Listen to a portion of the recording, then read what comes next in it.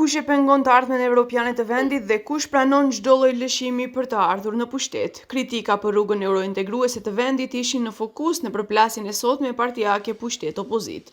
VMRO-DPMNE akuzon se Filipçi e vazhdon politikën e Zaevit dhe pa kushte i pranon kërkesat bullgare në garën për pushtet. Thot se Filipçi shkon një hap më tej dhe hapur i relativizon kërkesat bullgare duke pretenduar se identiteti i Maqedonas nuk është i rrezikuar. Во време кога од Бугарија доаѓаат пораки со кои се оспоруваат делови од македонската историја, јазик и културен идентитет, Филипче останува нем на тие позиции и безрезервно ги поддржува отстапките што се бараат од Македонија.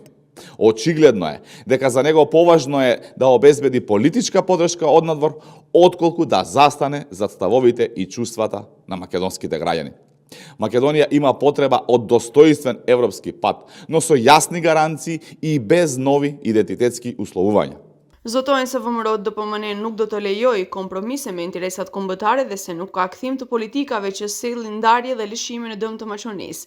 Ndërkohë, kryeui opozitares LSDM Venko Filipçi me kundrakuza thotë se VMRO-DPMNE premtoi të ardhmë evropiane, ndërsa për 2 vite solli izolim. Rikujtoi pushtetin se premtuan përpjekje maksimale për përparim në proceset eurointegruese dhe antarësim të plot në Bashkimin Evropian, përmbushje të reformave dhe përshtatje të plot me legjislacionin evropian nga të cilat nuk ka asgjë. Нема никакви реформи, има закони кои што се носат во собранието, кои не се по препораките на Европската унија и Европа ги враќа назад. Нормално, тие луѓе не се наивни. Европскиот пат е целосно заглавен.